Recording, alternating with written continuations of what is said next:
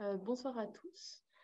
Du coup, je n'ai pas précisé sur mes diaporamas, je n'ai pas de conflit d'intérêt. J'ai également un lien d'intérêt avec la Haute Autorité de Santé puisque j'ai participé l'an dernier à l'élaboration de recommandations, mais dans une autre pathologie qui est l'accident vasculaire cérébral. Je vais essayer de vous parler aujourd'hui des prises en charge des patients qui ont des symptômes persistants post-Covid. Alors, ce qu'on voit d'abord, c'est qu'il y a un engouement pour, sur, sur pour la recherche autour de la prise en charge de ces symptômes, puisqu'il y a une étude qui est sortie, je crois, en février 2023 de Fauzi et collaborateurs et qui, à partir du site Clinical Trials, a retenu 388 essais qui évaluait l'efficacité de différentes thérapeutiques sur les symptômes persistants post-Covid. On voit qu'il y a deux gros pôles de symptômes, de thérapeutiques ont été essayées, les thérapeutiques pharmaceutiques et la rééducation dont je vais plus longuement parler. Si on parle de l'effet du Covid-19 sur la cognition, on sait depuis 2020, et ça a été confirmé ensuite par d'autres études, que les patients peuvent présenter après l'infection par le SARS-CoV-2 une plainte cognitive. Et cette plainte cognitive a été estimée, c'était des données plutôt pour les premières vagues, à environ 50% dans une grosse étude avec un peu plus de 3000 patients pour Davis et collaborateurs post-infection, que ce soit chez des patients hospitalisés ou non.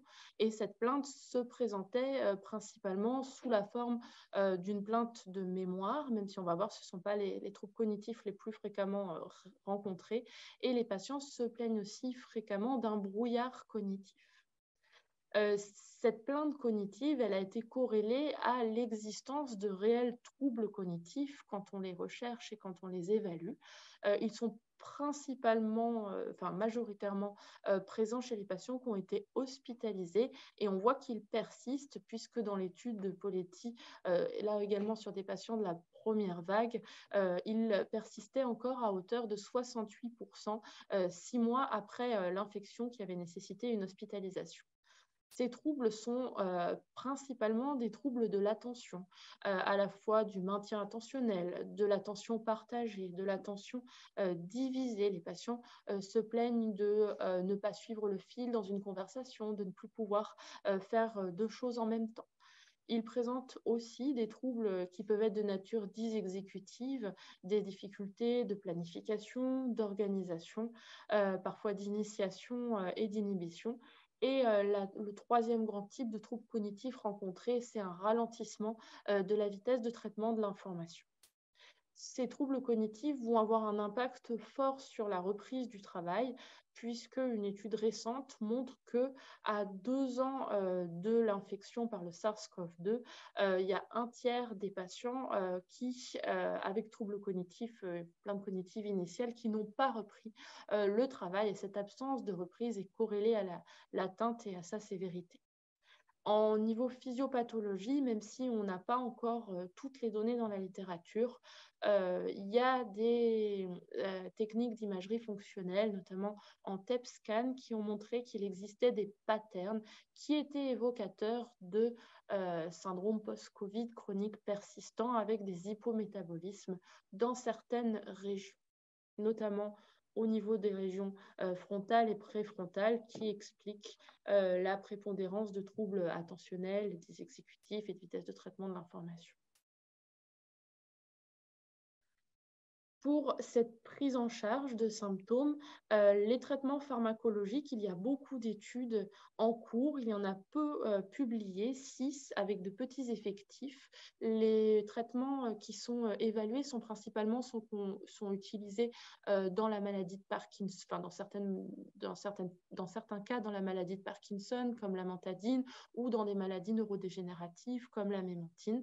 Et il n'y a pas de recommandation à l'heure actuelle pour des traitements traitement pharmacologique de syndrome post-Covid chronique persistant, sauf dans des petits cas particuliers, syndrome d'activation macrocytaire ou d'autres cas. Pas pour la symptomatologie de fatigue ni pour les troubles cognitifs. Par contre, il y a un certain nombre de traitements non pharmacologiques qui, dans la littérature, ont montré la preuve de l'efficacité et je vais les détailler. Je les ai divisés en 5 points. L'éducation du patient et l'information qui lui est donnée, les prises en charge psychologiques dont fait partie la méditation, la rééducation cognitive, les techniques de rééducation physique et enfin, de façon plus anecdotique dans la littérature, mais existante, la stimulation non invasive du nerf vague et transcrânienne répétitive. L'information et l'éducation du patient, je crois qu'elle est primordiale, même sans attendre les 3 mois fixés par l'Organisation mondiale de la santé pour indiquer qu'il s'agit d'un syndrome post-Covid chronique persistant. Il y a 4 études qui existent et qui ont montré l'efficacité sur la réduction de la plainte ultérieure et la réduction des troubles, l'efficacité de cette information et cette éducation du patient. Et il y a d'autres études qui ont montré l'efficacité de cette information et de cette éducation en combinaison avec d'autres thérapies et notamment le réentraînement à l'effort. On sait aussi, en extrapolant avec d'autres populations qui présentent des troubles cognitifs proches, comme les patients avec des traumatismes crânio-cérébraux légers, qu'une information précoce, une réassurance, aide les patients à avoir moins de troubles. Donc, dans le cas du traumatisme crânio-cérébral léger, diminue la survenue ensuite d'un syndrome post-commotionnel. Donc, ça semble, en tout cas, ça semble se profiler aussi pour le syndrome post-Covid chronique persistant. Et en tout cas, l'information et l'éducation semblent efficaces. Pour réaliser cette information et cette éducation, Mathieu l'a dit, vous avez des supports qui sont proposés par la Haute Autorité de Santé, qui sont génériques et puis d'autres spécifiques.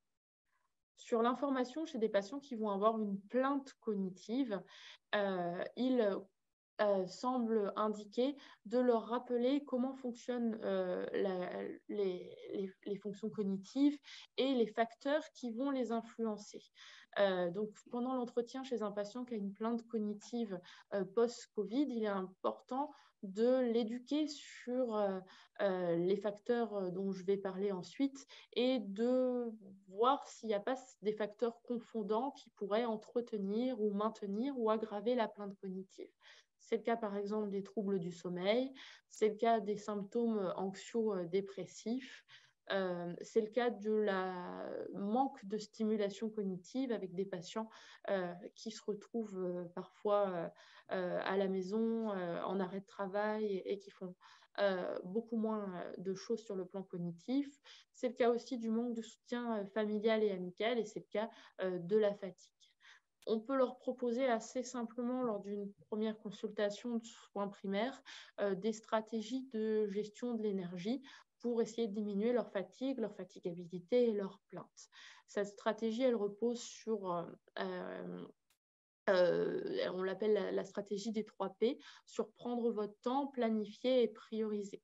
C'est-à-dire prendre le temps pour réaliser des activités, les réaliser plutôt en séquentiel, une seule tâche à la fois, les planifier en fonction de la journée, faire des pauses et éviter d'arriver à un moment où la fatigue sera tellement intense que le patient sera dans un état d'épuisement qui aggravera l'ensemble de sa plainte.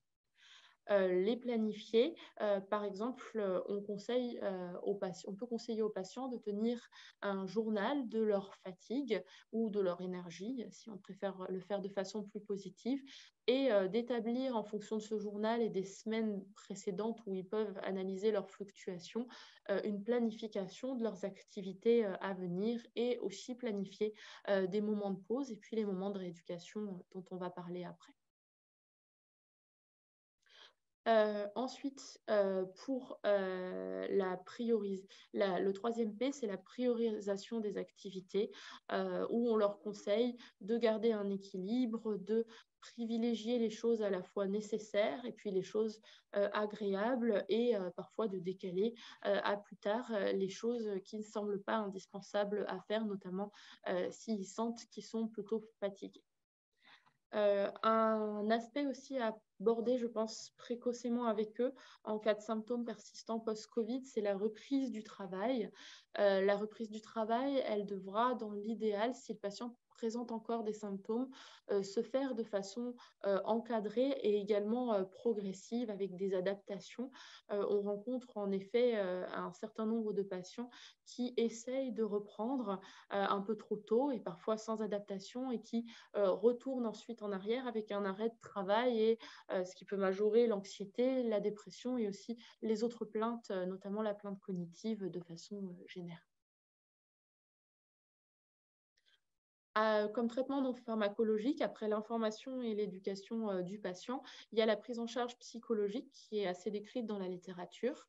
On remarque que ces patients avec des symptômes prolongés ont un fort besoin de prise en charge psychologique et il y a une étude récente qui montre qu'ils vont présenter dans 27% des cas des troubles du sommeil, un peu moins de 20% de l'anxiété, un trouble de stress post-traumatique dans un peu plus de 15% et également une dépression authentifiée dans un peu moins de 13%.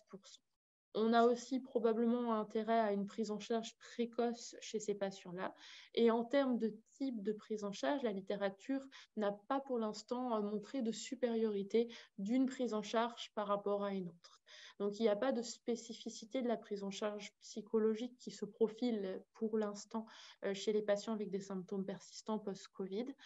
Par contre, il y a une spécificité liée au fait que si le patient présente des troubles cognitifs, on sait que les thérapeutiques type anxiolytiques et hypnotiques aggravent les troubles et donc on a tendance à suggérer, et c'est aussi les recommandations de la Haute Autorité de Santé, une limitation de ces traitements-là qui doivent être proposés au cas par cas et privilégier des techniques non médicamenteuses ou d'autres classes thérapeutiques, notamment des antidépresseurs pour les épisodes dépressifs majeurs. Devant une plainte cognitive, la prise en charge un peu pragmatique semble être, comme l'a dit Mathieu, d'accueillir la plainte du patient, de l'accepter, de l'écouter, même si le patient les symptômes persistants post-Covid ne présentent pas d'anomalie en imagerie cérébrale morphologique. Donc, si on leur propose une IRM cérébrale, même en cas de troubles cognitifs authentifiés, ils n'auront pas forcément d'atteinte. Et pour les imageries fonctionnelles qui sont de plus en plus prescrites, type les PET scans, il y a des études positives avec des patterns d'hypométabolisme spécifiques qui ont été retrouvés, mais il y a aussi quelques études qui ne retrouvent pas cet hypométabolisme, en tout cas de façon très franche chez des patients qui ont ces symptômes-là. On peut évaluer et on doit évaluer le retentissement de cette plainte cognitive dans différentes sphères, la vie quotidienne, familiale, le travail, la qualité de vie. Et on peut s'appuyer sur ça par différents auto-questionnaires. En soins primaires, on peut proposer une évaluation cognitive de débrouillage comme la MOCA, qui est celle qui est recommandée, où on va quand même retrouver chez des patients, ils ne vont pas avoir une MOCA à 20, mais on peut retrouver des MOCA à 26, 27, parfois un petit peu moins, qui font suspecter l'existence de troubles cognitifs plus fins, pour lequel il faudra un bilan orthophonique en libéral ou orthophonique ou neuropsychologique plus approfondi. Et surtout, en cas de plainte cognitive, il faudra vérifier l'absence de diagnostic différentiel. J'ai au compteur quelques diagnostics malheureux de maladies d'Alzheimer depuis l'ouverture de l'unité. Et il faudra faire attention dans l'anamnèse à l'aggravation progressive des troubles cognitifs qui ne collent pas avec les symptômes persistants post-Covid. Il faudra faire attention à l'absence d'anomalies à l'examen neurologique, particulièrement chez les patients qui ont été hospitalisés et chez qui il a été montré un surrisque vasculaire, donc faire attention à l'AVC qui n'aurait pas été diagnostiqué à la phase aiguë, et faire attention aux patients qui se présentent avec un profil amnésique pur sur les tests, puisque je l'ai dit, les principaux troubles cognitifs de ces patients-là sont plutôt attentionnels et désexécutifs.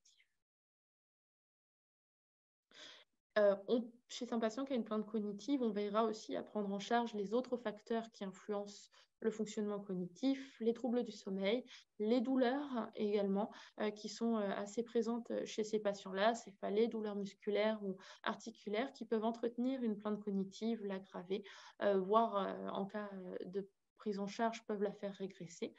Donc il y a un intérêt là à des traitements symptomatiques qui sont également non spécifiques pour cette pathologie et qui sont décrits sur le site de la Haute Autorité de Santé. La prise en charge de l'anxiété, des troubles de TIMI, du trouble de stress post-traumatique et la prise en charge de la fatigue et de la fatigabilité. Chez des patients qui ont une plainte réelle, gênante en vie quotidienne ou professionnelle et qui n'ont pas, ou chez qui les facteurs confondants sont contrôlés en prise en charge, on va pouvoir proposer une rééducation cognitive. Elle va être de deux types, un entraînement cognitif à visée de restauration de la fonction et également des prises en charge de réadaptation avec l'apprentissage de stratégies de compensation des troubles pour être moins gênés en vie quotidienne ou professionnelle. Et on propose la plupart du temps des combinaisons des deux. On le propose effectivement d'emblée si les troubles sont sévères ou le retentissement est majeur ou s'il n'y a pas d'autres facteurs favorisant les troubles, ou alors en cas d'échec de la réassurance et prise en charge des facteurs autres. On peut le proposer en libéral par orthophoniste et neuropsychologue, et si les troubles sont sévères ou si en libéral ça paraît compliqué, il paraît légitime de s'adresser à une équipe pluridisciplinaire. La durée de la prise en charge de rééducation cognitive, eh ben, pour l'instant, il n'y a pas de données dans la littérature. Il n'y a pas d'essai sur l'efficacité de la rééducation cognitive dans cette population qui soit contrôlée, randomisée de grande ampleur. Il y a des petits essais qui sortent progressivement, néanmoins, sur l'efficacité de cette rééducation qui est souvent combinée avec le reste de la rééducation physique et l'éducation et l'information sur les troubles. Si on parle maintenant de rééducation physique, je vais d'abord parler de ce qui est le plus décrit dans la littérature, c'est le réentraînement à l'effort. Il y a une revue récente de littérature qui est sortie en 2023 qui inclut 9 essais contrôlés randomisés et qui conclut à l'efficacité du réentraînement à l'effort chez les patients qui présentent une dyspnée, une fatigue musculaire en fin de programme. Mais cette revue systématique inclut des études qui ont principalement elles-mêmes inclus des patients qui étaient majoritairement hospitalisés à la phase aiguë. Il y a un consensus d'experts récents, et ça a été confirmé par les recommandations américaines et anglo-saxonnes, qui conseillent une combinaison chez ces patients d'étirement, de marche, de posture, de renforcement musculaire. Et ce qui est intéressant, c'est que les auteurs s'accordent sur une fréquence de 3 fois par semaine, avec une prise en charge longue, des prises en charge avec un début de réentraînement à l'effort et de prise en charge plutôt faible et une augmentation très progressive de l'effort pendant minimum 4 semaines.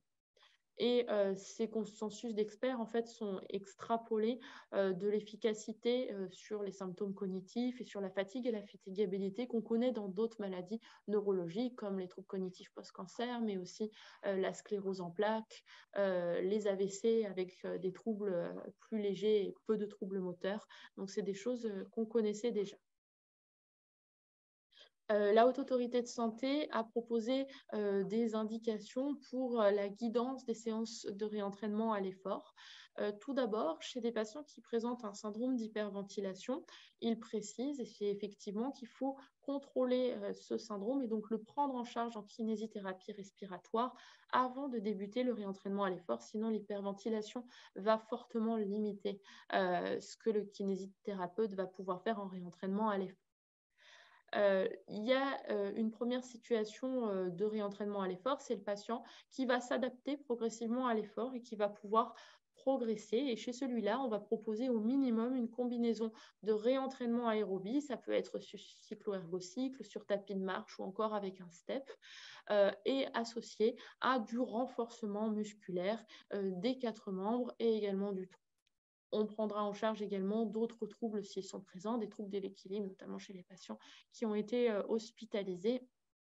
Le kinésithérapeute peut aussi aider au retour au sport antérieur, l'enseignant en activité physique adaptée également, et peut aider ensuite quand le patient est plus autonome, soit à l'orienter vers une structure sport-santé, soit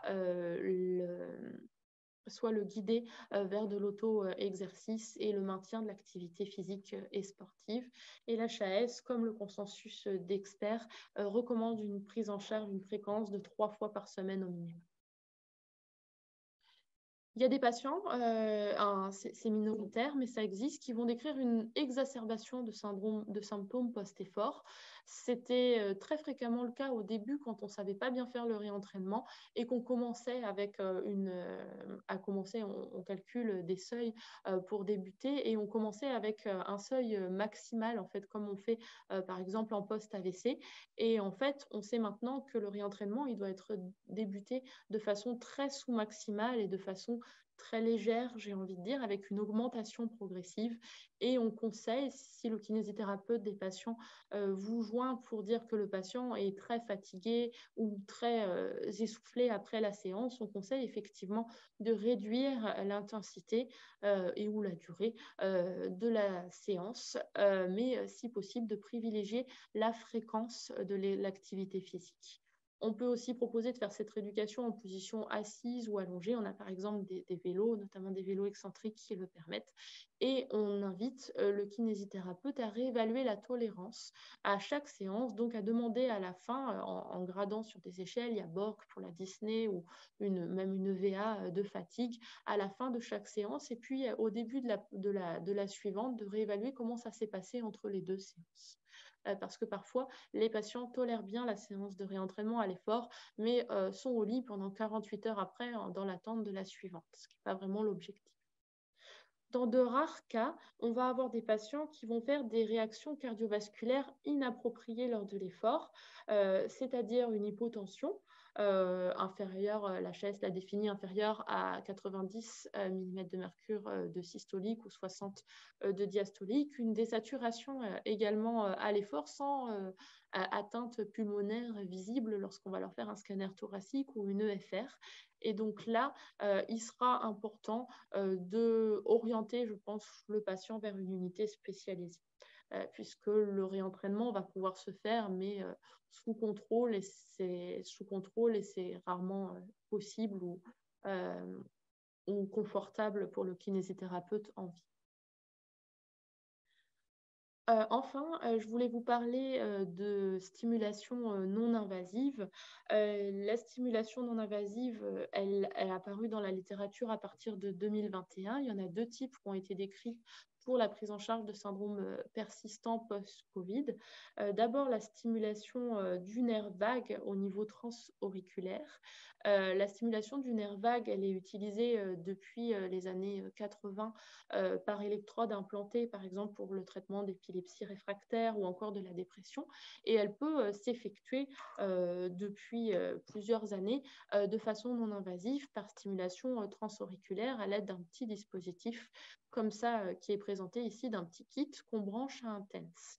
Il y a une étude Princeps de 2021 qui a étudié, donc qui n'est pas contrôlée, c'est sa limite principale, mais qui a étudié l'efficacité de ce dispositif chez 20 patients avec 10 séances de 35 minutes de stimulation au niveau de l'oreille gauche, et qui a montré une amélioration chez des patients chroniques de la fatigue, de douleurs, de symptômes digestifs et de plaintes cognitives, qui sont des améliorations qu'on retrouve aussi lors de l'utilisation de cette technique dans d'autres pathologies dans la littérature avec des niveaux de preuve d'études plus importants. Au cas par cas, ce n'est pas un traitement évidemment de première ligne, mais chez des patients qui ont des troubles réfractaires, il nous est amené de le proposer dans l'unité Covid long au CHU de Rennes. De la même façon, il y a la RTMS, la stimulation magnétique transcrânienne répétitive, qui est décrite dans la littérature. Les études sont plus récentes. Elle est utilisée et elle montrait son efficacité dans d'autres maladies, par exemple pour la prise en charge des patients aphasiques ou post-AVC. Et là, cette étude l'a utilisée chez 12 patients avec des stimulations consécutives des régions frontales et occipitales pendant 10 séances. Ça a également montré une amélioration de la fatigue, d'une échelle d'apathie et puis d'une batterie d'évaluation de l'efficience cognitive globale, mais avec un niveau de preuve là encore faible, sans groupe contrôle. Mais ces études-là seront à surveiller pour l'avenir et sont des pistes de prise en charge potentielles. Concernant la prise en charge à Rennes, on a effectivement ouvert une unité Covid long dédiée au CHU de Rennes suite à une réponse à l'appel à projet de l'Agence régionale de santé. Nous ne sommes pas les seuls à prendre en charge les patients qui ont des Covid longs dans la région. Sur Rennes, la clinique Saint-Hélier prend en charge les patients de la même façon que nous, même en nombre un peu moins important. La polyclinique Saint-Laurent prend en charge les patients de façon privilégié pour ceux qui ont des troubles respiratoires, mais pas seulement. Les prises en charge de la gueusie et en tout cas les évaluations, les prises en charge des troubles olfactifs et de la gueusie a été développée par la filière et les médecins et l'équipe d'ORL du CHU. Et il y a d'autres services de rééducation périphérique, je pense notamment évidemment à Kerpap, qui a développé son activité, mais aussi les services de rééducation de Saint-Malo, de Vannes. On propose au cas par cas des prises en charge de patients, donc les prises en charge sont bien étoffées sur le territoire. Pour donner une indication de chiffres, en termes de demande écrite depuis l'ouverture de l'unité, donc un peu plus d'un an et demi, on a eu 620 demandes et on a environ actuellement, et ça a bien diminué, ce qui corrobore la publication du jour, ça a bien diminué là sur les demandes, mais on a encore une trentaine d'appels par semaine. On a reçu au CHU 210 patients pour des bilans pluridisciplinaires et on a pris en charge nous-mêmes en rééducation de plusieurs semaines 165 patients à ce jour. On est adossé à l'équipe de coordination du Covid long dont j'ai rappelé les coordonnées mail et téléphoniques pour les contacter ici, et ils ont également orienté des patients vers d'autres structures, Saint-Hélier notamment, Saint-Laurent pour en particulier prise en charge respiratoire, la filière ORL, mais également réadressé vers des spécialistes ou vers d'autres types de soins. On propose une prise en charge à la fois physique avec un réentraînement à l'effort par des enseignants en activité physique adaptée, rééducation cognitive en ergothérapie, en orthophonie, en neuropsychologie au cas par cas, soutien psychologique et apprentissage de la gestion de la fatigue et éducation sur les troubles par le binôme enseignant en APA et ergothérapie. On a adossé cette prise en charge à un recueil observationnel de données. Donc, on est en train de regarder sur les 100 premiers patients pris en charge les résultats. On avait déjà regardé sur les 60 premiers et il semblait que l'amélioration, en tout cas de la plainte cognitive et l'amélioration sur le plan physique semblait apparaître, mais c'est à suivre. Les prises en charge pluridisciplinaires, il y a une étude récente du mois dernier sur un recueil observationnel qui est proche d'une autre qui a montré une efficacité sur le même type de trouble. Ça, c'est la bibliographie. Et je vous remercie de votre écoute.